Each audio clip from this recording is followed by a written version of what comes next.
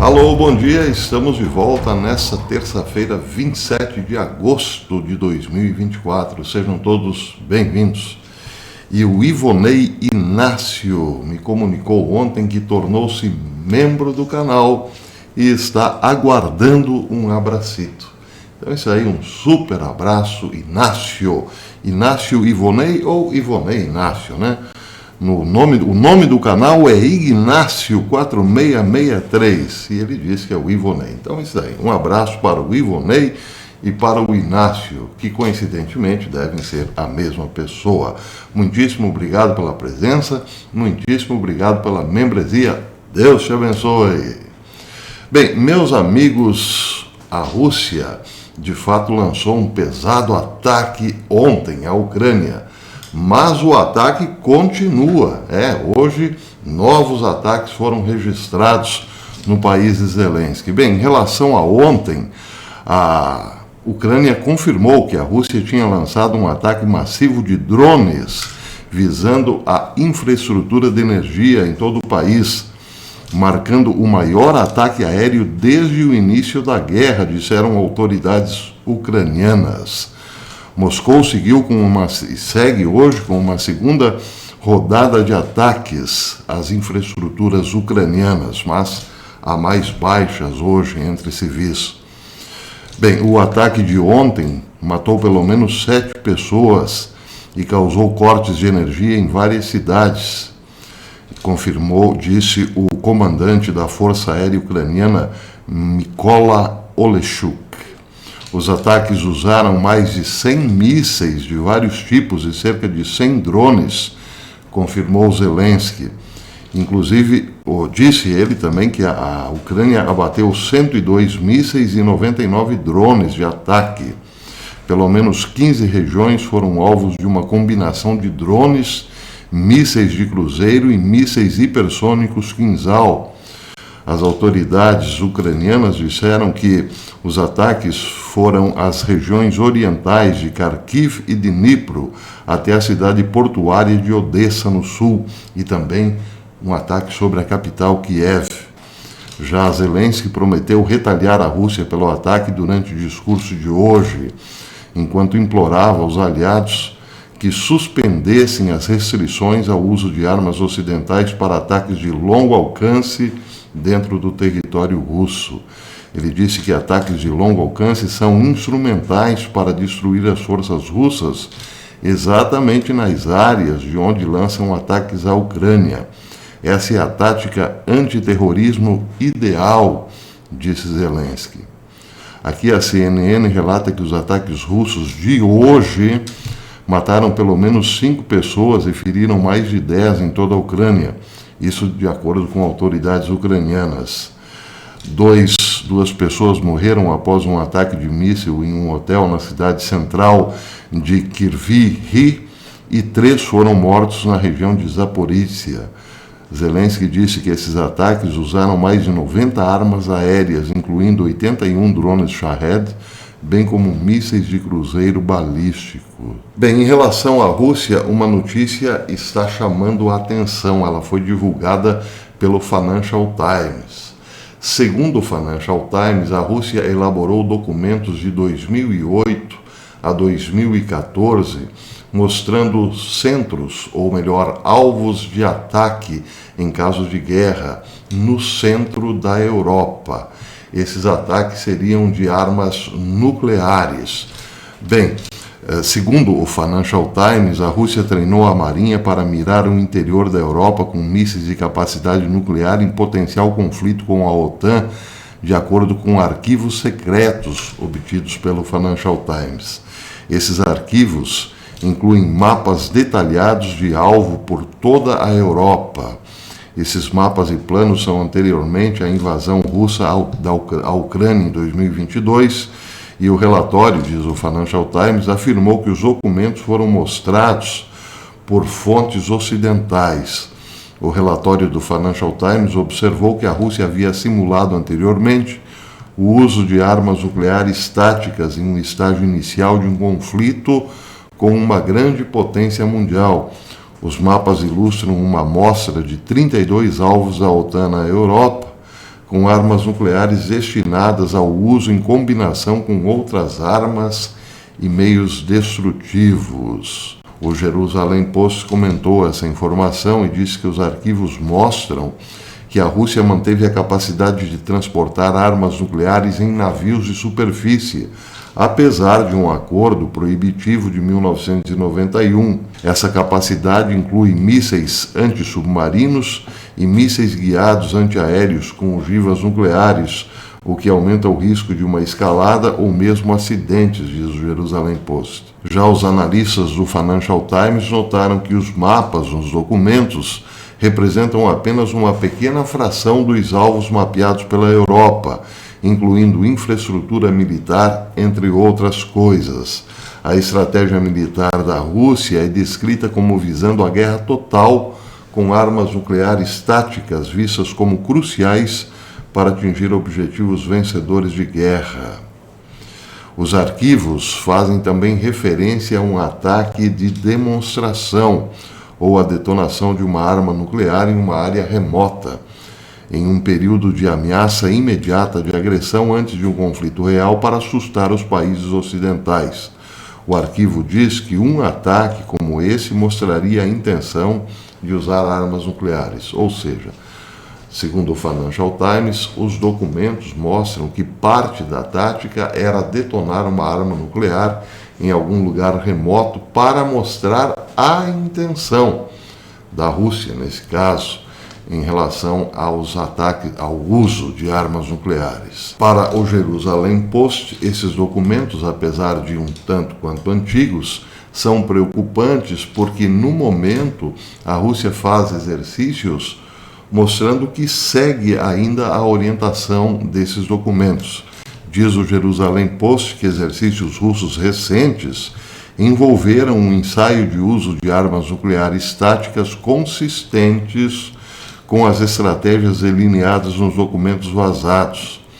Essa preparação inclui o carregamento de mísseis antinavio com ogivas nucleares e a prática de manuseio e implantação de ogivas nucleares, sugerindo que a ameaça de escala ou de escalada nuclear continua sendo um aspecto significativo do planejamento militar da Rússia.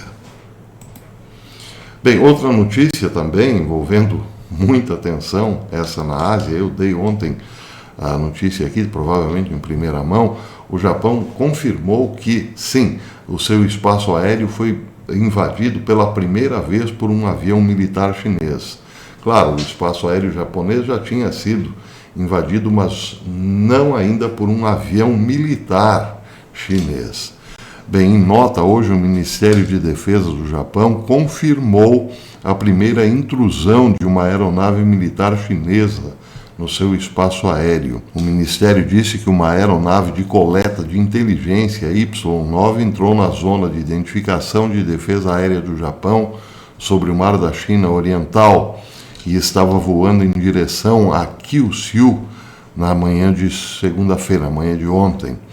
O Ministério disse que seus caças da Força de Autodefesa Aérea foram enviados para responder e enviaram um rádio para a aeronave chinesa não se aproximar do espaço aéreo japonês. No entanto, a aeronave continuou o seu percurso em direção ao espaço aéreo japonês. Por volta das 11h29, o avião então entrou no espaço aéreo japonês, vindo de cerca de 22 quilômetros a leste da ilha e permaneceu lá por cerca de 2 minutos.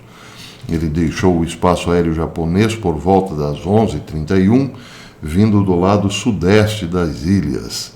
Depois disso, continuou circulando a área. Então, posteriormente, finalmente seguiu para a China continental por volta das 13h15. O Ministério não disse se recebeu alguma resposta da aeronave chinesa enquanto mandava comunicados para a mesma. Disse apenas que os caças japoneses não usaram nenhuma arma, apenas sinalizadores para disparos de advertência. Já autoridades do Ministério analisam o possível objetivo do voo chinês e estão em alerta e monitorando o espaço aéreo do Japão. Bem, eu lembro aqui que eu dei essa notícia aqui há questão aí de menos de um ano, provavelmente, de que especialistas nucleares japoneses diziam que o Japão tem condições de fabricar uma arma nuclear em 6 horas. Bem, provavelmente a China está monitorando essa possibilidade ou quer monitorar essa possibilidade de perto.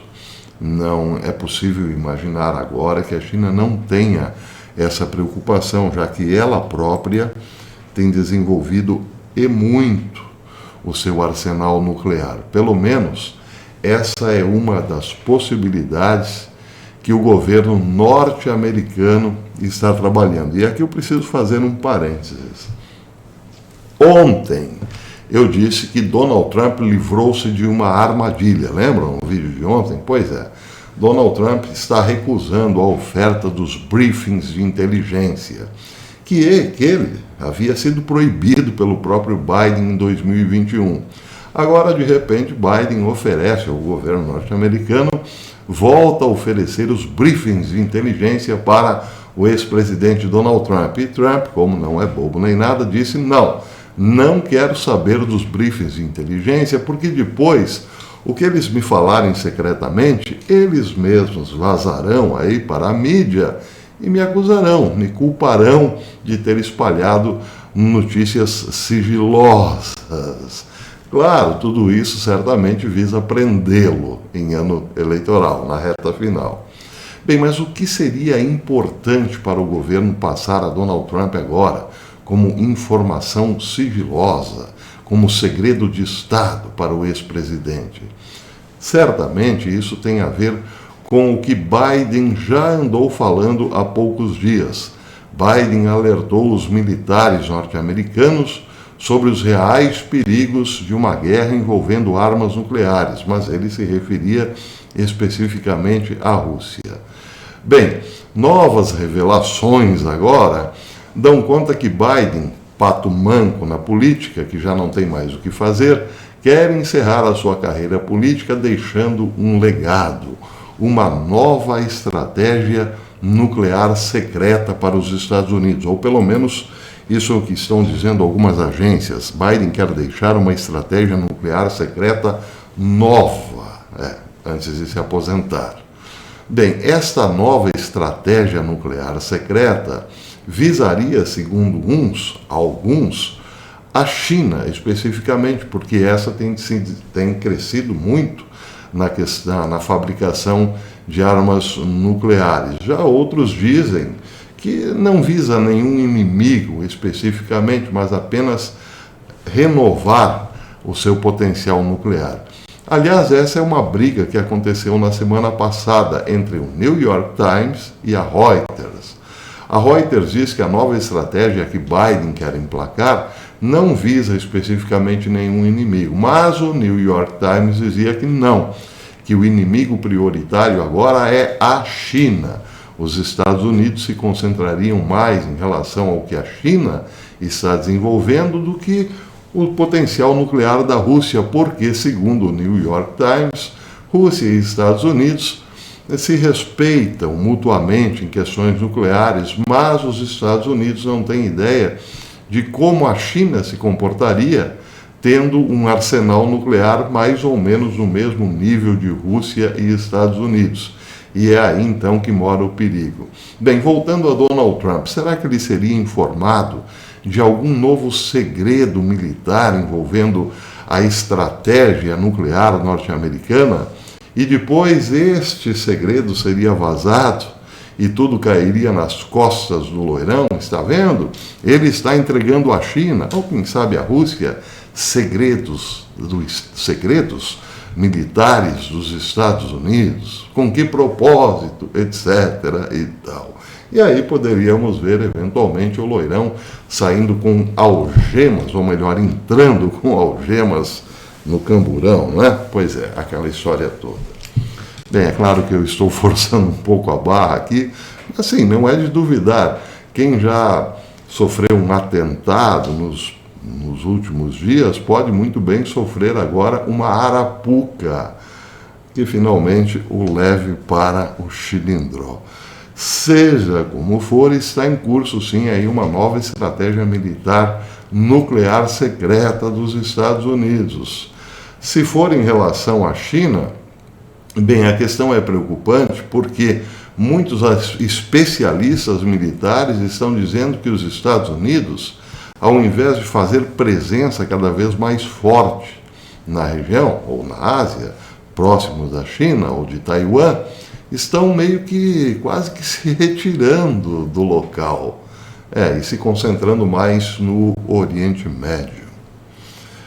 Fica meio difícil entender aí qual seria a estratégia militar, a nova estratégia militar americana.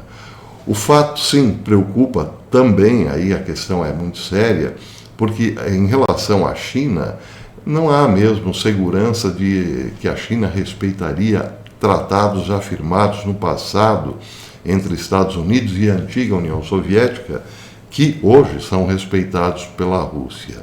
A China seria uma espécie de azarão, entraria por fora e de repente ultrapassaria os dois grandes atores em termos nucleares.